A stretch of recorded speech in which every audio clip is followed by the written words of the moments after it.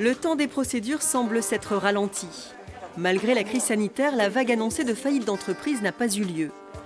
À Rennes, le tribunal de commerce enregistre 54% de dépôt de bilan en moins par rapport à l'an dernier.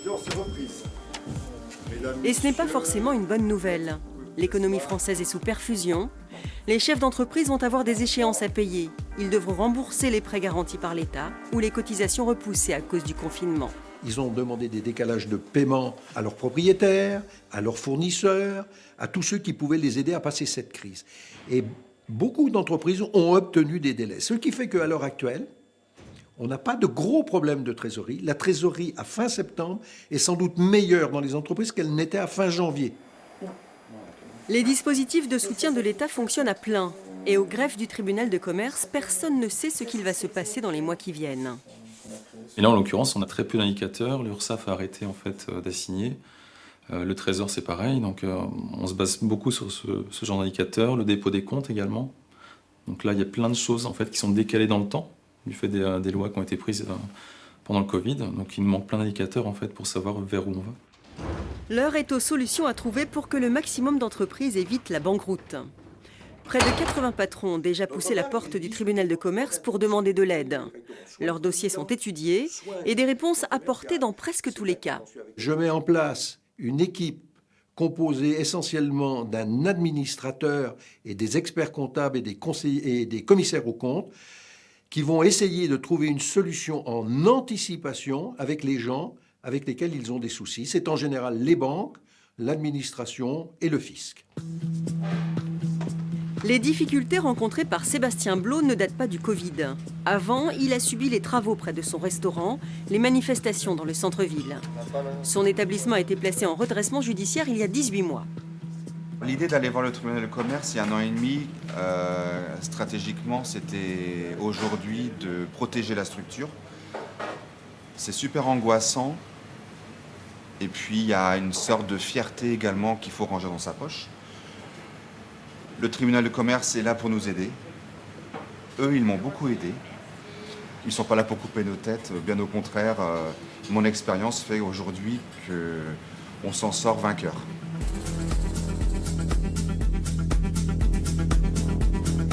Ce jour-là, il retrouve Daniel Bertin au tribunal de commerce, un conseiller de l'association EG qui l'accueille dans toutes ses démarches.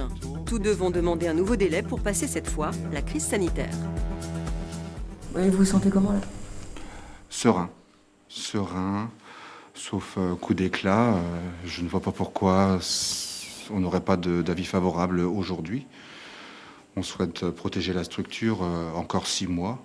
Elle le mérite parce qu'on a une belle équipe et puis l'établissement fonctionne très bien. Le délai de 6 mois sera accordé, un nouveau répit pour le chef d'entreprise. Marie-Hélène n'a pas eu cette chance. Trop de dettes, trop de factures impayées. Il y a 6 ans, elle a dû liquider sa boutique d'articles de sport. Quand on ferme la porte, on ne ferme pas qu'une porte, on ferme la vie d'avant.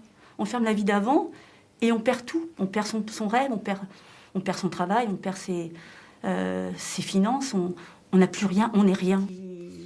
Aujourd'hui, elle revient au tribunal à notre demande pour témoigner. Quand Marie-Hélène a mis la clé sous la porte, elle était en train de sombrer.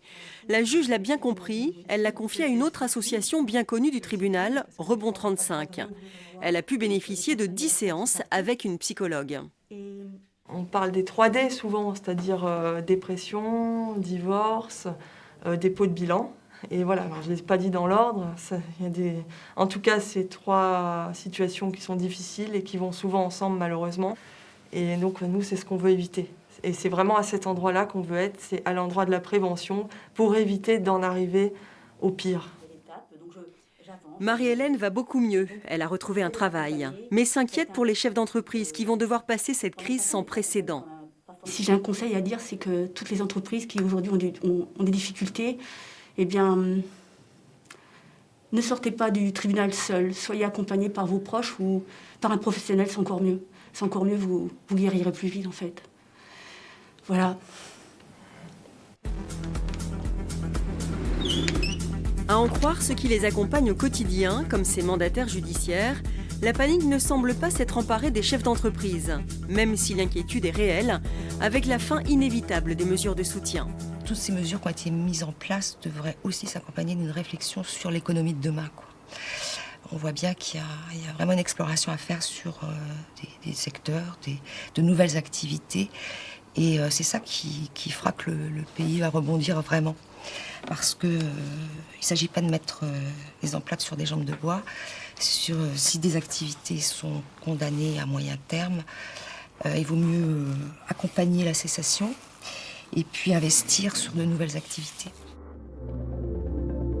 Avec cette crise sanitaire qui n'en finit pas, les premiers à souffrir sont les restaurants, les bars, les hôtels ou les magasins de prêt-à-porter. 30% des commerces et de centre-ville pourraient fermer leurs portes. Les semaines qui viennent seront décisives.